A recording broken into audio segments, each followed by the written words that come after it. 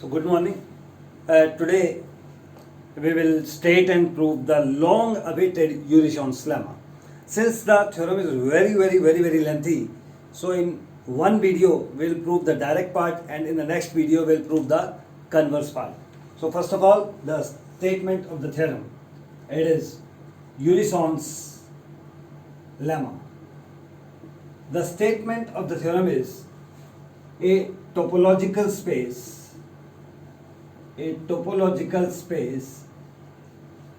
X top is normal if for any pair of disjoint closed sets A and B, there exists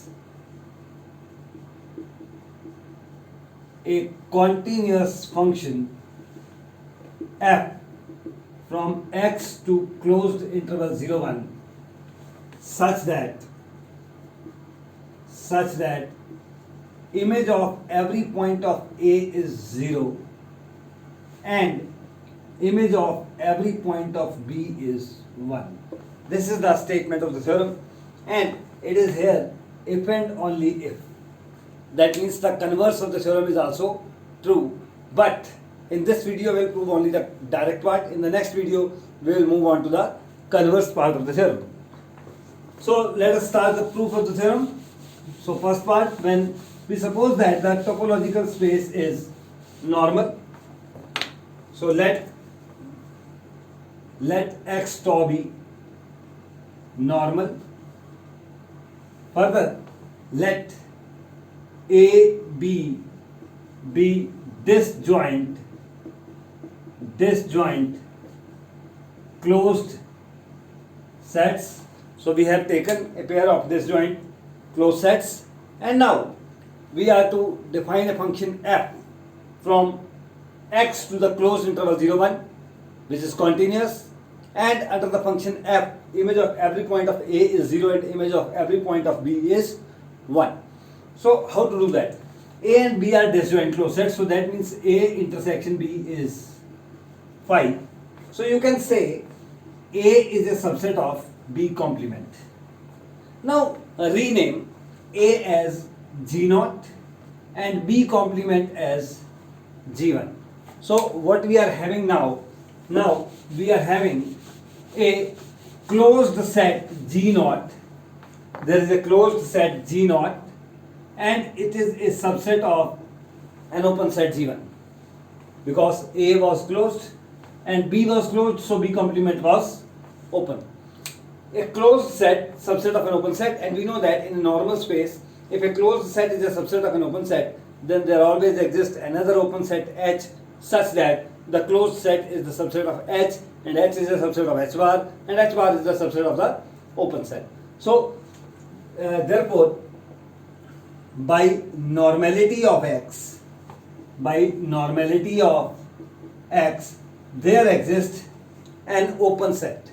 And now open set, I am not naming it as H, I'll name it as G half. Why it is G half? It will be clear in the next step. So there exists an open set G half such that your G0 is a subset of G half, G half is a subset of G half bar, and G half bar is a subset of G1. So this is the condition of. Once more, this is a closed set and it is a subset of the open set G half. So a closed set subset of an open set in the normal space, once again there will be an open set in between these two, and similarly this is a closed set and it is a subset of an open set. So here again you will have an open set, and I am naming these two as, here I will name G1 by 4 and here G3 by 4. Now I think it is clear to you how I am naming it. It is half, G half, because half is the only dyadic fraction of order 1. Then G1 by 4 and G3 by 4 because 1 by 4 and 3 by 4 are the direct fractions of order 2. And then I'll name it as G1 by 8, G3 by 8, G5 by 8, G7 by 8 and so on. So in the next step there exists G1 by 4 here, subset of G1 by 4 bar. So it is a subset of here. And here once again you will have G3 by 4, and G3 by 4 is a subset of G3 by 4 bar. And similarly you can see this is a closed set subset of an open set, a closed set subset of an open set, a closed set subset of an open set, a closed set subset of an open set. So everywhere you will have another open set. So G1 by 8, G3 by 8, G5 by 8, G7 by 8 and so on. So what we have seen like this, and one thing is to be noted that here you are having 1 by 8, 1 by 4, then here 3 by 8, then 1 by 2, then 5 by 8, then 3 by 4, then 7 by 8, like this. And then in the starting it is G half, and in the end it is G1, and the process will be continued. But what interestingly we are looking at, that this is increasing sequence, 0 less than 1 by 8, less than this, less than this, less than this, less than this, less than this, less than this, less than this. So interestingly we are having a property here, and what the property is? The property is we are having a sequence of open sets GT. We are having a sequence of open sets GT such that number 1, G naught, here this T belongs to the set of direct fractions. This is clear that this belongs to the set of direct fractions. Secondly, G naught is there, G1 is there, and for any GT, your G naught is a subset of GT, your GT is a subset of GT bar, and your GT bar is a subset of G1. It is true for every T. It is true for every T. Further, if you are having two direct fractions T and S, and suppose T is less than S, then what the property here we have with the sequence, if T and S are direct fractions such that T is less than S, then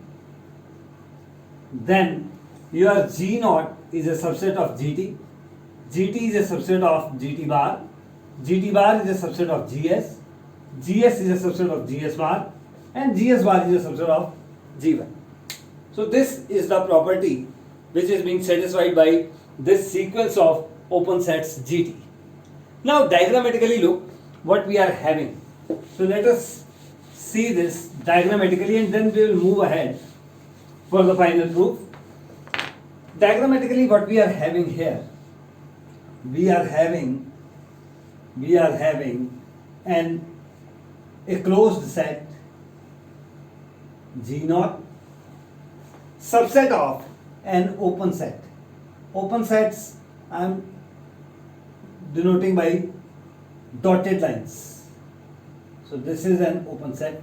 So at the first step, what you have at the first step? At first step you are having G half. So there was an open set G half, and its closure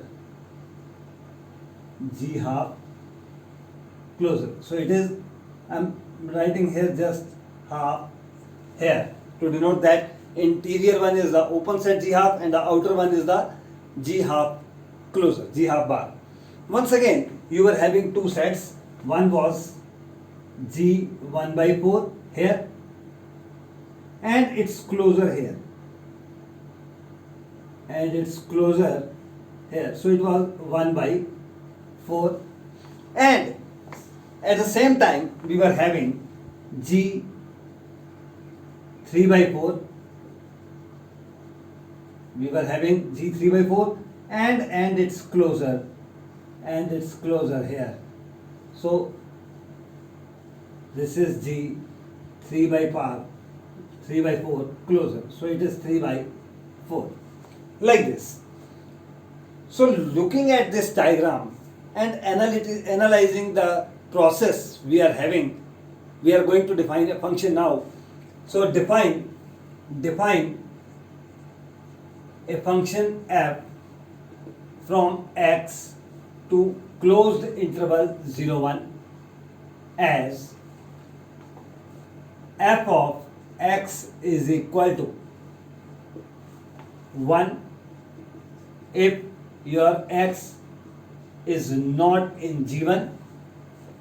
If your x is not in G1, then it is 1. And if your x belongs to G1, so it is your G1 here. It is your G1 here. So if your x belongs to G1, then x may be anywhere inside. So x can be here, x can be here, x can be here, x can be here, x can be here, anywhere. So how to define fx in that case? We will define fx to be equal to t, you can say minimum of t such that your x belongs to gt. So this way we are defining our function. That means if your x is here, suppose, then in this diagram, I'm not going into deep for more sets, 1 by 8, 1 by 16, 1 by 32 and so on. So here, if you see your x, it belongs to minimum gt, it belongs to is g1, because inside it is not belonging to g3 by 4 or g1 by 4 or g1 by 2 and so on. So in that case, your f of x will be 1 according to this diagram. If your x is here, the minimum gt to which it belongs is g3 by 4. So the value of fx here will become 3 by 4. If your x is here, then the minimum gt to which it belongs is g1 by 2. So the value of fx will become 1 by 2. Similarly, if it is here, the value of fx will be 1 by 4 and so on. In this way, we have defined this function. Now, one thing, what about f of a and what about f of b? Your a is g0. Your a is g0, f of g0. That means you are taking images of points belonging to g0. So g0 is here. So that means your x is here. And now it is clear that if your x is here, what will be the value of fx? The value of the fx will be 0, because the minimum gt to which it belongs is g0. So image of every point of the set g1, that means a, is 0. And if x is in b, what was your b? Your b was g1 complement. That means if x belongs to b, x belongs to g1 complement, that means x does not belong to g. And if x does not belong to g, the value of the function is 1. That means image of every point of the set b is 1. So one thing is now clear, that image of every point of a is 0 and image of every point of b is 1. Now only remains to show that this function f defined in this way is a continuous function. And we know that the best way to prove a function is continuous is to prove that inverse image of every open set is open. To be more precise, we can say that image of every basic open set or sub-basic open set is open. So what about sub-basic open sets? This is 0, 1. It is sub-topology of RU, usual topology. In usual topology, the two sub-basic open sets are minus infinity to alpha and beta to infinity. These are the two sub-basic open sets. Now, if you want sub-basic open sets of this closed interval 0, 1, what you have to do? Intersection of this with this, intersection of this with this. So let us see what is the intersection now. Here is your interval 0, 1. First, I am talking about this. That means I am talking about minus infinity to alpha intersection with closed interval 0, 1. This alpha, it may be here, it may be here, it may be here, it can be anywhere. If your alpha is here, the interval minus infinity to alpha is this, and in intersection with closed interval 0, 1 is fine. So it is fine. If your alpha is not here, but your alpha is here, then your interval minus infinity to alpha is this interval, and its intersection with the closed interval 0, 1 will become closed 0 to open alpha. And if your alpha is not here, if your alpha is here, the interval minus infinity to alpha will be this interval, and in intersection with the closed interval 0, 1 will be whole of the closed interval 0, 1. So 3 subbasic open sets we have from intersection of this subbasic set of Ru with the closed interval 0, 1. Now change this. Consider this one. That means beta to infinity intersection with 0, 1. Once again, the same problem we are having, that where our beta is. Our beta can be anywhere. It can be here, it can be here, it can be here. If your beta is here, the interval beta to infinity will be the right side interval, open at this point. Intersection of this with closed interval 0, 1 is phi, which we have already considered. If your beta is here, it is not here, then your interval beta to infinity will be this interval, and this interval intersected with closed interval 0, 1 will become open beta to closed 1. So this is one more interval, open beta to closed 1. This is one more interval. And if your beta is not here, your beta is here, the open interval will be like this, beta to infinity, and its intersection with closed interval 0, 1 will be whole of the closed interval 0, 1, which we already have considered. So these are the 4 sub-basic open sets for the topology 0, 1 obtained from the usual topology of R. So these are the 4 sub-basic open sets.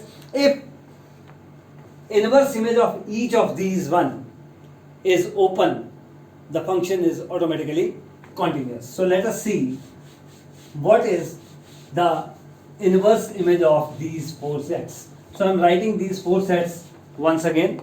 These are phi closed 0 to open alpha, open beta to closed 1, and closed interval 0, 1. Now inverse image of phi is phi, and we know that phi is always open. Inverse image of this closed interval 0, 1. F is a function from x to 0, 1. So inverse image of 0, 1 is x, and x is also open. So we have no question about these 2 sets, phi and closed interval 0, 1. Now we are left with these 2 sets. If inverse image of these 2 is also open, that means inverse image of every sub-basic open set is open, and the function will become continuous. So consider this one. Now I claim that this 0 alpha, its inverse image is union of all gt, t is less than alpha, where what is t? T is a direct fraction. So I'll prove that this is equal to this, and for that what to do? I'll take one element from here and I'll show that it belongs to this set. It will become a subset of this, and similarly I'll take one element from here and show that the element belongs to this set. So this will become a subset of this. Both will be subsets of each other and they will become equal. So this what we will prove in the next step. Okay, take one element from here. Let your x belongs to f inverse 0 alpha. This means your fx belongs to 0 alpha. This means 0 is less than or equal to fx is less than alpha. Now fx is less than alpha. Fx is less than alpha. Alpha is greater than 0 but is less than 1. Fx is also greater than or equal to 0 but is less than 1. So these both belong to the closed interval 0, 1. But the set of direct fractions is dense in closed interval 0, 1. That means if you take any two numbers in the closed interval 0, 1, there always lie a direct fraction between them. So there exists t belonging to d such that fx is less than t, this fx is less than t, and t is less than alpha. Fx is less than t and t is less than alpha. That means t lies between these two. Now fx is less than t. So fx is less than t means your x belongs to gt because of the definition. So your x belongs to gt for some t less than alpha, and t is less than alpha. So you can say that x belongs to union of gt. So this means x belongs to union of gt where t is less than alpha. And what is t? T is a direct fraction. So you have taken x from this set and now your x lies here. That means this is a subset of this. F inverse closed 0 to open alpha is a subset of union gt, t belonging to alpha. One way is okay. Now we will move the other way. Other way means I'll take one element from the set union gt and I'll show that the element also belongs to the set F inverse 0 alpha. So let x belongs to union gt, t is less than alpha. So this means x belongs to some gt for t less than alpha. That means your fx is less than t and t is less than alpha. This means fx is less than alpha, and fx is less than alpha means your fx belongs to closed interval 0, 1 because fx is in closed 0 to 1 but is now less than alpha. Greater than or equal to 0 it is already. So this means your fx belongs to closed 0 to open alpha, and this means your x belongs to F inverse closed 0 to open alpha. Now you have taken x from this set and now your x is in this set. So this set is also a subset of this set. This was already subset of this. Now this is a subset of this. So they are both equal. So one thing what I have claimed here we have already proved. On the same lines we can also prove that F inverse open beta to closed 1 is equal to union of gt